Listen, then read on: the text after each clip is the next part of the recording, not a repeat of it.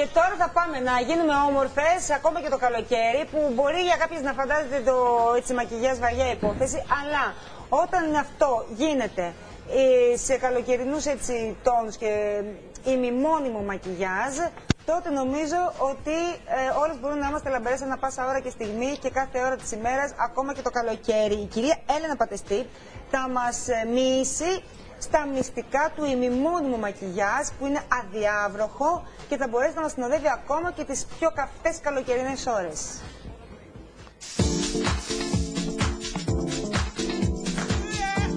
Είναι ένα θέμα που να βολέψει πάρα πολύ τις γυναίκες για το καλοκαίρι, προκειμένου να έχουν ένα πραγματικά μακιγιαρισμένο πρόσωπο, χωρίς να χρειάζεται όμως επιπλέον επιμέλεια. Μην ξεχνάμε κιόλας, γιατί θα μιλήσουμε κυρίως για τα φρύδια, είναι η κορνίζα του ματιού. Ξέρουμε ότι όταν ένα φρύδι είναι καλά στημένο, πολλές φορές δεν χρειάζεται καν να μακιγιάρει το πρόσωπο. Μπορούμε να κάνουμε ένα τατού, το οποίο να μην είναι έντονο, αυτά που έχουμε μάθει τα παλιά τα χρόνια. Πρώτη μας δουλειά είναι να ξεκινήσουμε με σχήμα, να φτιάξουμε πρώτα με μολύβι το στήσιμο του φρυδιού. Κάτι άλλο που ακούγεται πολύ συχνά, ότι δεν κάνει να κουρεύουμε τα φρύδια. Υπάρχουν όμως κάποιες καταστάσεις, οι οποίες αν δεν κουρέψεις το φρυδάκι μας, δεν πρόκειται να σου δώσει το σωστό αποτέλεσμα που θέλεις. Συν ότι υπάρχουν πολλές περιπτώσεις, οι οποίες είναι πολύ σγουρές οι τρίχες και τις περισσότερες φορές χαλάει το σχήμα. Δημιουργώ το σχήμα φρυδιών.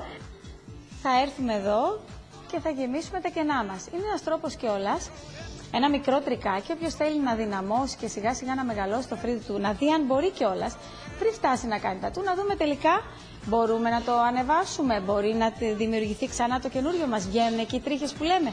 Δεν λέμε πάντα ας τα αφήσουμε λίγο να περάσει, να δούμε αν θα βγουν τρίχες. Ώστε να δείξουμε πού θέλουμε να έχει ένταση.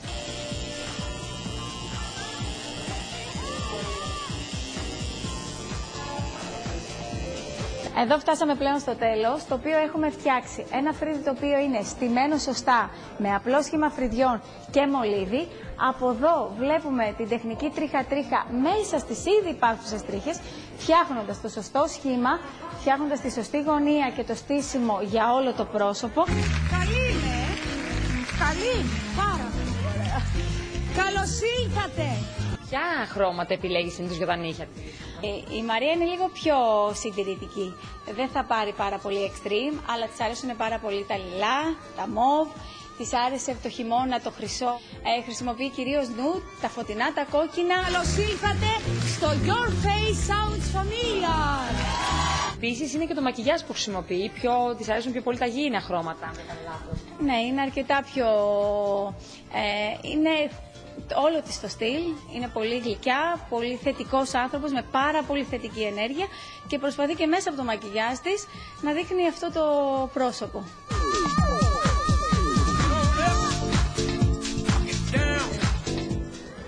Μάλιστα. Πεθαίνω για όλα αυτά. Βλεφαρίδες, φρύδια, μαλλιά. Εν τω μεταξύ τώρα που είναι καλοκαίρι και δεν θέλουμε πολύ να βαφόμαστε κτλ. Δεν υπάρχει πιο έξυπνο. Εντάξει, υπάρχουν. Ξέρεις τι άλλο είναι πολύ ωραίο.